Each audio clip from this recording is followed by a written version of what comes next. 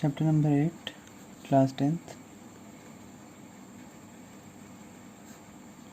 नाम है चैप्टर का इंट्रोडक्शन टू ट्रिग्नोमेट्री।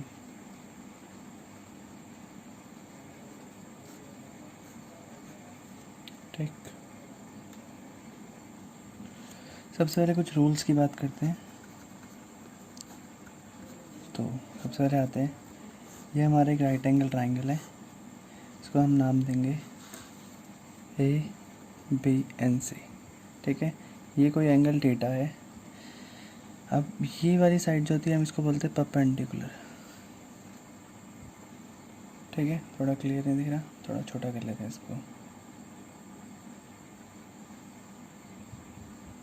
ठीक है, इसको बोलते हैं हम बेस, और ये हमारा होता है हाइपोटेनियस। ठीक, शॉर्ट फॉर्म में हम इसको P बोलेंगे, इसको B बोलेंगे और इसको हम H बोलेंगे। ठीक है, तो एक पाइथागोरस थ्योरम आती है हमारे निकल के h² = p² plus b²। Clear है? अब इससे पहले एक है sin theta = p/h, cos theta b/h, tan theta p/p। Similarly ऐसी आपका कॉसेक है h/p, सेक है आपका h/b, कॉट है आपका b/p। अगर आपको ट्रिक से याद करना है तो इसकी ट्रिक रहेगी आपकी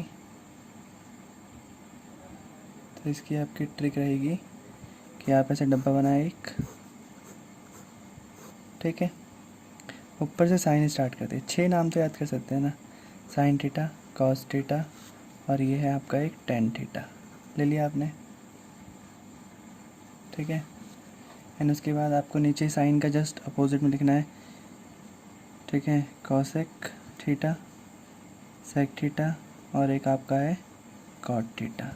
यहाँ से स्टार्ट करना है। पंडित बद्री प्रसाद हर हर भोले। ठीक है, sine theta p/h, cos theta b/h, और टेन थीटा p/b। अगर हम कॉसेक को देखेंगे तो नीचे से स्टार्ट करें तो कॉसेक है h/p, sec h/b, and cot b/p। या आप कह सकते हैं इसको आप ऐसे उल्टा कर लेंगे तो आपको थोड़ा सा सरल पड़ेगा।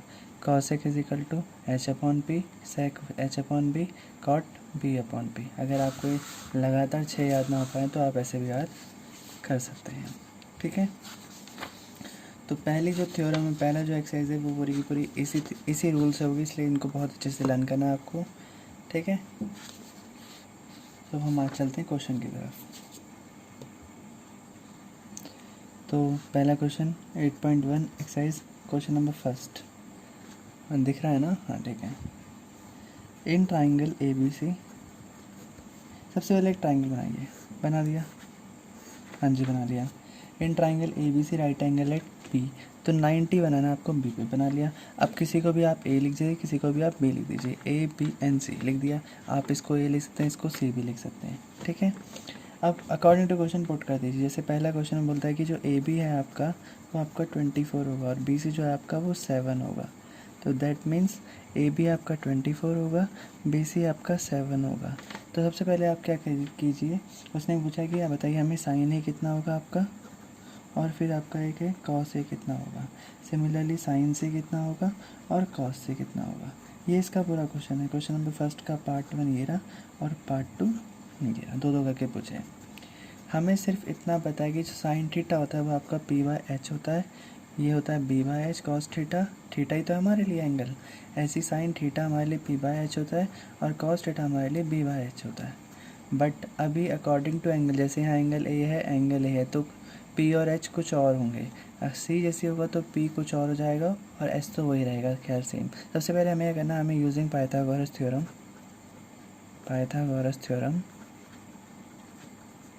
सबसे पहले हमें क्या करना है, हमें सबसे पहले इसका H निकालना है। ये वाली इक्वेशन ये वाली साइड फाइंड कर लेनी है। तो AC = AB² प्लस BC का स्क्वायर हो जाएगा। सिमिलरली जिसमें AC का स्क्वायर AC² ही रहेगा, AB आपका 24 का स्क्वायर हो जाएगा प्लस 7 का स्क्वायर। 24 का स्क्वायर होता है 576 प्लस 49, दोनों का ऐड करने पाएगा 625। आप कर सकते हैं चेक। ठीक है, एंड ए सी यहाँ स्क्वायर है, इस तरफ आएगा तो स्क्वायर रूट, और 625 होता है आपका 25 का रूट। इसका मतलब आपका जो हाइपोटेन्यूस है वो 25 सेंटीमीटर है।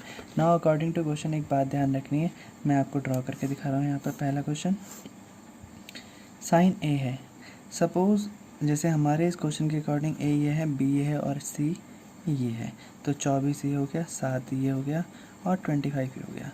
अब जो ये है ना, जैसे हमारा जो साइन थीटा होता है ये इक्वल टू साइन थीटा ही तो है, जहाँ पर थीटा वाला एंगल आपका ए है, इसका मतलब थीटा यहाँ एंगल ही पाएगा। तो इसका मतलब है जिस पे थीटा होगा वो एंगल बेस माना जाएगा। हाइपोटेन्यूस कभी चेंज नहीं होता, इसलिए ये एच ही रहेगा। पी और बी में फ़र्क आता है। अगर थीटा यहाँ आ रहा है इसका मतलब ये बेस होगा, तो ये बेस और ये परपेंडिकुलर। तो अकॉर्डिंग टू क्वेश्चन पी कितना हमारा पी है 7, तो यहाँ पर आएगा 7, और आपका एच है 25, तो यहाँ पर आएगा 25। क्लियर होगी बात। कॉस थीटा ए है, ए थीटा यानी कि ये रहेगा, तो बेस यही, परपेंडिकुलर ये, हाइपोटेन्यूस ये है, तो बेस आपका आएगा कितना 24 अपॉन में 25। ये भी क्लियर हो गया। नेक्स्ट आते हैं अब हम हमारे केस में। मैं इसको दोबारा से ड्रॉ कर लेता हूँ कन्फ्यूज़न ना होने के लिए। ए ये था, बी ये था, सी ये था, ठीक है। कुछ नहीं करना, साइडें सारी की सारी वैसी की वैसी लिखे रहो, क्योंकि नाम भी वैसे की वैसे लिखा हुआ है हमने। हमें बस क्या ध्यान रखना है कि अब की बार जो साइन थीटा है, यानी कि ये तो थीटा होता है, यहाँ पर थीटा कहाँ पर है, सी में। इसका मतलब थीटा बनेगा कहाँ पर, सी पे। अगर थीटा सी में बनेगा इसका मतलब क्या होगा, थीटा यहाँ पर है और थीटा के साथ वाला एंगल जो होता है वो बेस माना जाता है। तो ये बेस हो गया, ये परपेंडिकुलर हो गया और ये हाइपोटेन्यूस हो गया। इसका मतलब आपका पी जो होगा वो 24 होगा एंड 25 होगा। सिमिलरली इस बार कॉस थीटा सी पे है, तो सी पे ही है यहाँ पर, तो ये हो जाएगा 7/25। तो ये दोनों क्लियर हो गए। तो इससे हमने क्वेश्चन नंबर फर्स्ट करना सीख लिया। बढ़ते हैं क्वेश्चन नंबर 2 की तरफ। तो इसमें बोला 10p माइनस कॉट आर निकालिए अगर क्वेश्चन में डायग्राम गिवन है। तो यहाँ तो कोई तकलीफ ही नहीं हो रहेगी। p ये रहा, q ये रहा, r ये रहा, ये 12 सेंटीमीटर है, ये 13 सेंटीमीटर है, बस ठीक है। सबसे पहले क्या देखना है आपको, यहाँ पर 90 बन रहा है, तो सबसे पहले पाइथागोरस थ्योरम का इस्तेमाल करके हम इसको x मान लेते हैं थोड़ी देर के लिए। हमें पता है h इसका square is equal to P square plus B square होता है। तो इसका मतलब क्या है, h हमारा 13 है, अगर जिसको नहीं पता, ये हाइपोटेन्यूस, ये परपेंडिकुलर और ये हमारा बेस है।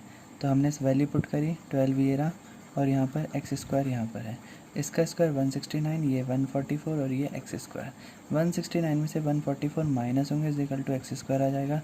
दोनों में से माइनस करेंगे तो मेरे 25 आएगा, 9 में से 4 या 5, ठीक है 25 है, एक्स का है, यहाँ पर रूट निकाल देंगे तो आएगा 5।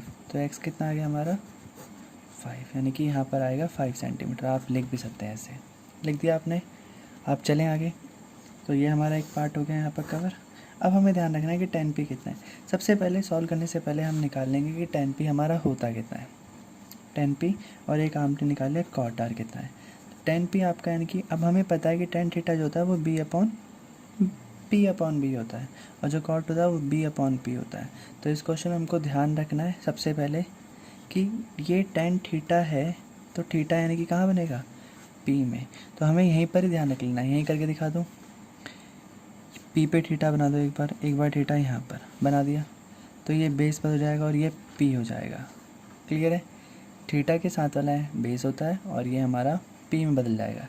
इसका मतलब p क्या हमारी 5, और जो बेस है वो कितना है 12, ये वाली साइड कितनी जाएगी 12। सिमिलरली अगर r पे थीटा आएगा, अगर ये कॉट थीटा यहाँ पर आएगा तो थीटा यानी कि यहाँ तो r है, तो थीटा अगर यहाँ पर आएगा, अगर थीटा यहाँ पर आएगा तो बेस जो हो जाएगा वो आपका कितना हो जाएगा 5 सेंटीमीटर, और जो आपका परपेंडिकुलर होगा वो कितना हो जाएगा, वो आपका हो जाएगा 12 सेंटीमीटर। तो यानी कि यहाँ पर आ गया 5/12। तो 5/12 में से 5/12 माइनस करेंगे। क्यों करा माइनस दोनों को, क्योंकि 10p में से हमें कॉट आर क्वेश्चन में गिवन है कि माइनस करके बताओ कितना आएगा। तो इसकी वैल्यू 5/12, इसकी वैल्यू 5/12, दोनों को माइनस करेंगे, आंसर कितना आ जाएगा 0। तो हमारा इसका आंसर आएगा 0। क्वेश्चन नंबर थर्ड कहता है कि जो साइन ए है वो आपका 3/4 है। साइन ए आपका 3/4 है। तो सबसे पहले हम एक ट्राइंगल बनाएंगे। जिसमें बस हमें ये पता है कि जो साइन थीटा होता है, अगर हमारा साइन थीटा होता है यानी कि हमारे एंगल एक थीटा को हमारा एंगल ए मान रखा है, अगर नॉर्मल थीटा यहाँ पे बनाता तो ये हमारा एंगल ए है, बाकी मुझे कुछ नहीं पता। तो मैं क्या करूँगा, नॉर्मली एक ट्राइंगल बना ही दूंगा ABC। मैंने बना दिया कुछ ऐसा जहाँ पर मुझे पता है कि जो साइन थीटा होता है वो तो आपका P/H होता है। दैट मीन्स जो आपका P है, वो आपका 3 है, एंड जो H है वो आपका 4 है। बस आपको इतनी जानकारी पता है, तो आपने इसको x मान लिया। ये आपका P, ये आपका B और ये आपका H। तो इससे आप क्या कर सकते हैं, आप डायरेक्टली एक चीज़ निकाल लेंगे जो आपका है Pythagoras theorem, B² = plus B² = H²। सो P कितना है 3 का स्क्वायर, B है आपका x का स्क्वायर = 4 का square, 9 + x² = 16, x² = 16 - 9, x² = 7 centimetre, तो x √7। यहाँ तक क्लियर है। अब इसने हमसे कहा था कि find cos A and tan A। बड़ा ही सिंपल है। अब cos थीटा कितना होता है हमारा, cos थीटा होता है हमारा B/H, tan थीटा आपका होता है P/B। सो अब यहाँ पर थीटा है A, तो थीटा तो A में ही है, तो इसका मतलब जैसा है वैसे वैसे पुट कर दो। यहाँ पर जो x की वैल्यू है वो √7 है, हाइपोटेन्यूज आपका 4 है, तो ये इसका करेक्ट आंसर आ गया। अब यहाँ पर भी tan A है, जो कि यहाँ पर थीटा यहाँ पर A पर ही है, तो यानी कि हमारे थीटा के अकॉर्डिंग है सेम सही बने हुए। ये P है, ये B है और ये H है। तो आपका P कितना रहेगा, तो आपका P है 3, तो 3 यहाँ पर, एंड B आपका कहाँ पर रहेगा, बेस ये रहा, ये x यानी कि यहाँ पर आएगी √7 वैल्यू, तो आपका √7। क्लियर। Question number 4। कभी कभी कंफ्यूज करने के लिए क्या करता है वो, ध्यान से देखना है। कभी कभी कंफ्यूज करने के लिए वो लिख देगा कि 15 cot A = 8 है, कि लिख दिया 15 cot A = 8 है। तो बताइए कि find sine A and sec A कितना आएगा। तो सबसे पहले हम क्या करेंगे, हम पहले देखेंगे कि हमें cot A यहाँ पर लिखना है, और ये तो मल्टीप्लाई 15 × cot A है, तो उस तरफ चले आएगा राइट हैंड साइड पे, 8/15 हो जाएगा। तो ये क्लियर है। फिर हमें एक बात बताना चाहिए, जो cot थीटा होता है वो तो आपका B/P होता है, इसका मतलब B है और P है, तो हमें एक ट्राइंगल राइट एंगल बनाना है सबसे पहले, जिस पे थीटा यहाँ पर A है, तो A यहाँ मानकर हम थीटा मान लेंगे। कोई भी B और C, यहाँ पर एक राइट एंगल ट्राइंगल बनता है, तो B पे 90 माना जाएगा। अब अकॉर्डिंग टू क्वेश्चन जो बेस होगा वो 8 हो जाएगा, तो ये 8 हो गया, और जो P है आपका वो आपका 15 हो जाएगा। सबसे पहले इसको x मानकर हम क्या करेंगे, H² = P² + B² लिखकर हम इसे सॉल्व करेंगे। x² यहाँ पर हाइपोटेन्यूज हमारा x में है, तो 15 का स्क्वायर प्लस 8 का स्क्वायर हो जाएगा 225 + 64, 5 और 5 + 4 9, 289 इसका आंसर आता है। x² x = हो जाएगा, तो x की वैल्यू आ जाएगी आपकी 17, क्योंकि 17 का स्क्वायर होता है 289। ठीक है, तो इसका मतलब जो ये x है यहाँ पर लिख सकता हूँ मैं 17 सेंटीमीटर। अब पहले जो x था, ठीक है। अब अकॉर्डिंग टू क्वेश्चन हमसे पूछा गया था कि साइन A बताओ। साइन A P/H होता है, सेक जो होता है वो आपका H/B होता है। तो थीटा क्या है हमारा A, तो थीटा के अकॉर्डिंग बेस ये है, परपेंडिकुलर ये है, और आपका हाइपोटेन्यूज ये है। तो आप सीधा लिख सकते हैं जी, P आपका कितना है, P आपका 15/17। ये भी सेम A है, तो हमें कोई दिक्कत तो है ही नहीं, हम सीधा कर सकते हैं। H कितना हमारा 17/8। तो सिंपल कहानी। क्वेश्चन नंबर 5, ये भी बड़ा सिंपल है, बस ध्यान से सुनना। अगर सेक थीटा आपका 13/12 है, बस तो सबसे पहले हम क्या करेंगे, राइट एंगल ट्राइंगल बनाएंगे। बिल्कुल सही। थीटा तो कुछ भी दे दो, ABC नाम दे दिया। अभी तो पढ़ा है सेक थीटा जो होता है आपका H/B होता है, तो H13 B12 ये x हो जाएगा। सबसे पहले पाइथागोरस थ्योरम निकाल देंगे, तो मैं यही निकाल देता हूँ। H² = P² + B² हो गया। H कितना है आपका 13 का square is equal to x square plus 12 का स्क्वायर। 169 ये है, एक्स स्क्वायर ये है, और यहाँ पर ये 12 का स्क्वायर 144 है।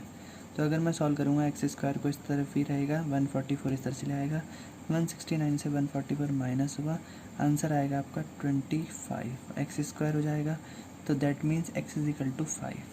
क्लियर है?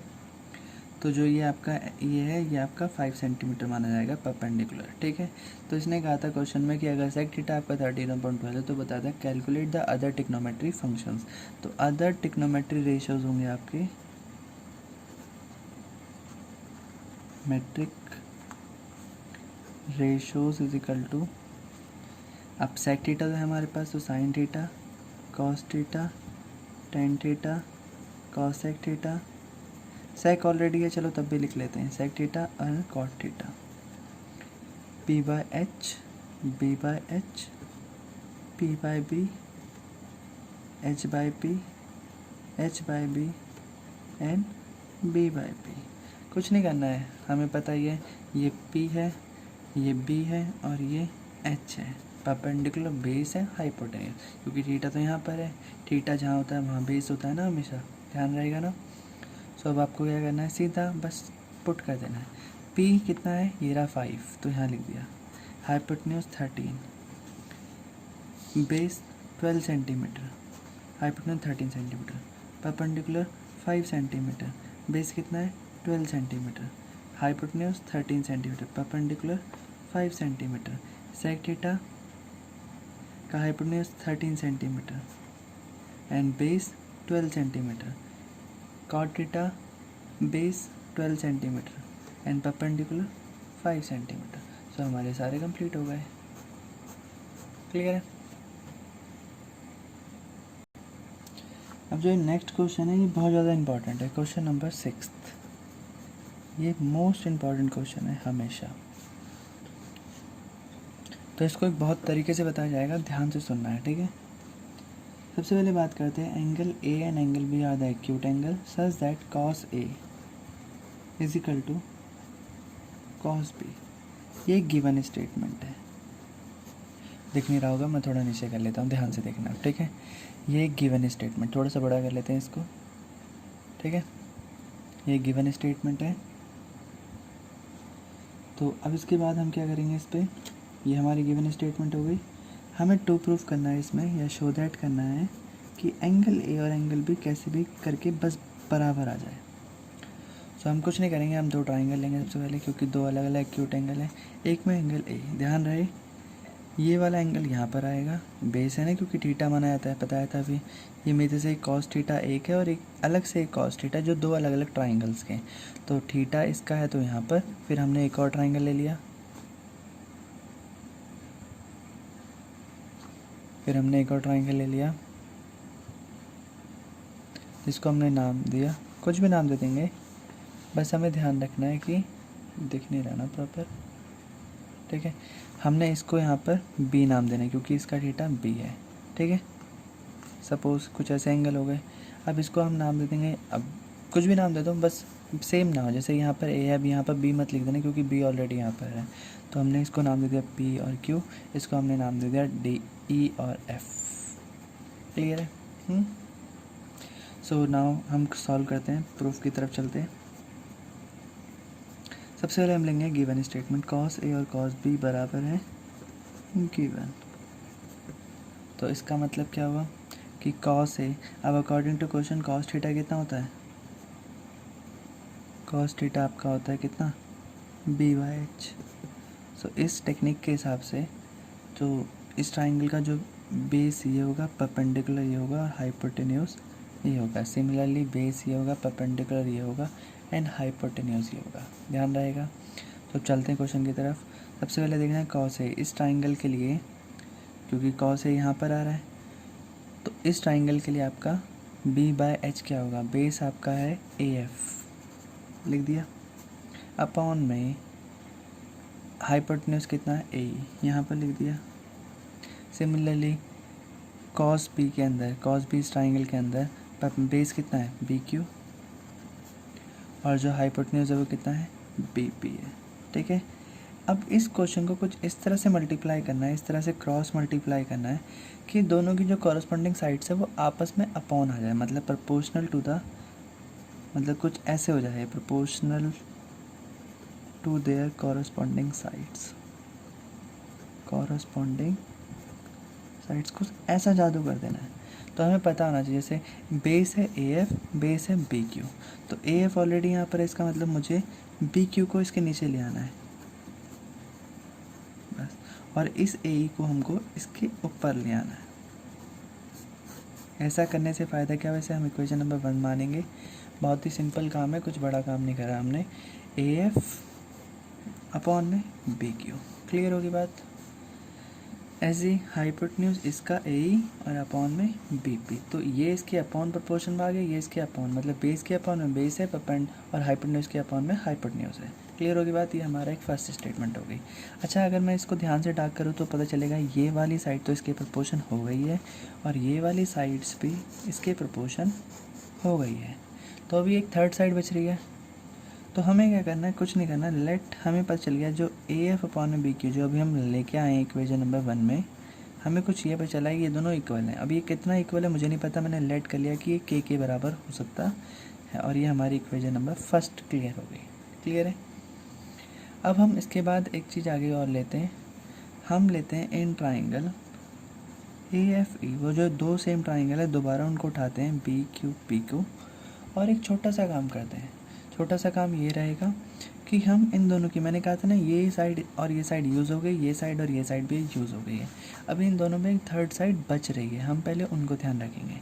अब हमने देखा इस क्वेश्चन में हमारा ए एफ ऊपर आ रहा था और बी क्यू नीचे है, ए एफ ऊपर था बी क्यू नीचे था, तो सिमिलरली इस ट्राइंगल की साइड ऊपर रहेगी और ये वाली साइड इसके नीचे आ जाएगी। आ गई। अब बस हमें चेक करना है कि ये कितना होता है अगर आपस में इसको डिवाइड करें। तो अब रियल में हमें ई एफ तो पता ही नहीं कितना होता है, तो हमें एक फॉर्मूला याद आता है पाइथागोरस का कि H square is equal to P square plus B square होता है। सिमिलरली पी स्क्वायर भी आपका H square minus B square होता है, और ऐसे ही बात करें तो बी स्क्वायर जो होता है वो H square minus P square होता है। क्लियर है, ये तीनों सेम ही तो फॉर्मूला है। तो हमें इससे एक मदद मिलेगी कि हमें परपेंडिकुलर निकालना है, तो परपेंडिकुलर का फॉर्मूला हम यहाँ से चुरा लेंगे कि P square is equal to H square minus B square होता है। तो अकॉर्डिंग टू क्वेश्चन आपका जो एच स्क्वायर है वो कितना है, चलो मैं लिख देता हूँ यहाँ पर ताकि कन्फ्यूज़न ना रहे। दोनों की परपेंडिकुलर निकालने का फॉर्मूला ये रहेगा। अब हम यहाँ पर इसको डाल देंगे। कैसे डालेंगे, एच जो है आपका इस ट्राइंगल का A E minus A F का स्क्वायर है, A E minus A F का स्क्वायर। सिमिलरली जो पी क्यू है वो आपका है B P minus B Q का स्क्वायर। ध्यान से समझना, बहुत बेस्ट तरीका है ये। क्लियर है। अब हमें ये पता है, अब हमें ये चल गया कि ये दोनों बराबर होते हैं किसके, ठीक है।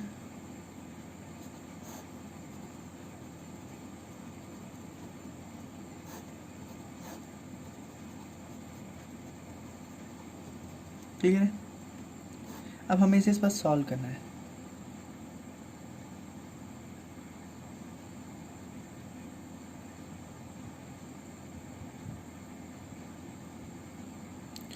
अब हमें बस इसे सॉल्व करना है, तो हम सबसे पहले इक्वेशन नंबर 1 पे जाएंगे और हम एक एक करके यहाँ पर, अब मैं बता ये बात तुम्हें अब बता रहा हूँ ताकि अब तुम्हें याद रहे कि हमने ऐसा क्यों करा था। जब हम यहाँ फंस जाएंगे तो हमें यहाँ पर एक मदद मिलेगी कि ए एफ अपॉन में बी क्यू जो आपका होता है वो के इक्वल होता है, तो इसका मतलब ए एफ जो होता है वो आपका के इंटू बी क्यू होता है। और यहाँ पर जब आप फंसोगे, सिमिलरली अगला पॉइंट ए ई अपॉन में बी पी जो होता है वो भी इक्वल टू के होता है, so A is also equal to K into B P. Clear है। अब इन दोनों वैल्यू का आप यहाँ पर सब्स्टिट्यूट कर दोगे,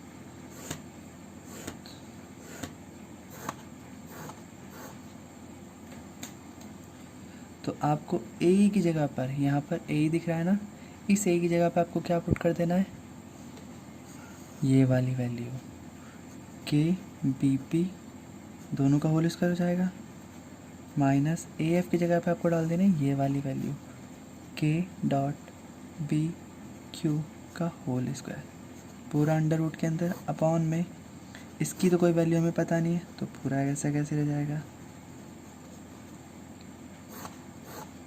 ठीक है।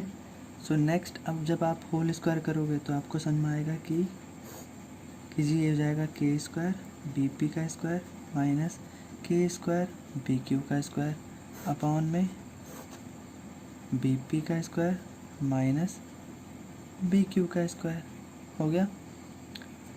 तो दैट मीन्स क्या हो जाएगा, अब हम चलेंगे आगे तो हम देखेंगे दोनों के पास के स्क्वायर कॉमन है तो मैं के स्क्वायर बाहर कॉमन निकाल दूंगा B P minus B Q का स्क्वायर रूट हो जाएगा अपॉन में अंडर रूट बी पी का स्क्वायर माइनस बी क्यू का स्क्वायर।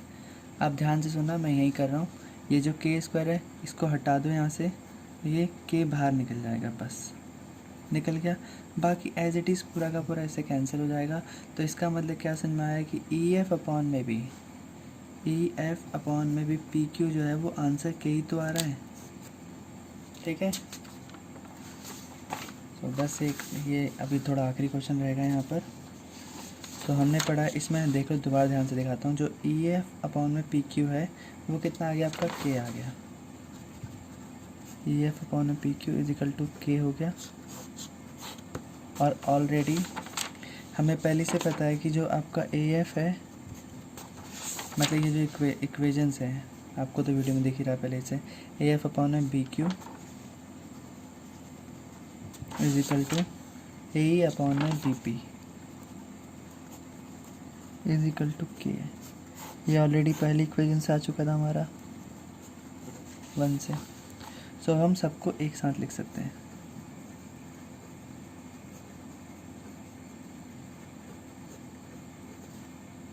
ये सारी की सारी के हैं, इसको हम इक्वेशन नंबर 2 मान सकते हैं। ठीक है। अब मैं चलो आपको एक ट्रायंगल बना के दिखा देता हूँ। ये ए था और ये बी था। ठीक है। हमने इसको लिया था ई और एफ, इसको हमने लिया था पी और क्यू ले लिया था। अब ध्यान से सुनना, in triangle A F E and triangle B Q P ले लिया। ध्यान से सुना, ए एफ अपॉन में बी क्यू, ये जो स्टेटमेंट है इसको मैं पहले लिख लेता हूँ, आपको समझ में आ ही जाएगी। देखो ए एफ ये हमारी गिवन स्टेटमेंट जो अभी हमने निकाली, बस हमें यहाँ पुट कर देनी है। देखो ए एफ अपॉन में बी क्यू मतलब ये इसके प्रोपोर्शन है, ए ई जो है आपका ए ई इस तरफ की हाइपोटेन्यूज ये आपका इस पी पी के प्रोपोर्शन है। सिमिलरली ई एफ वाली साइड पी क्यू के प्रोपोर्शन है। और ये होती है आपकी by B P T theorem, basic proportionality theorem 6.1 theorem. ठीक। By this theorem we can say that AEF is similar to BQP by SSS congruence similarities criterion, not congruent criterion। सो हम इसे कह सकते हैं ये दोनों ट्राइंगल सिमिलर हैं। और एक रूल होता है, अगर if two triangles are similar then their angles are equal, all the angles are equal. तो अब हमें इसमें से क्या चाहिए, सिर्फ एंगल ए और एंगल बी चाहिए, तो हम इसको भी प्रूव कर सकते हैं। Hence angle A and angle B are equal. ठीक है। अगर आपसे एफ और क्यू कोई अदर एंगल ही पूछ ले तो आप बता सकते हैं। ये क्वेश्चन तो और लंबा एक्सपेंड कर दिया हमने। ठीक है। Thank you so much.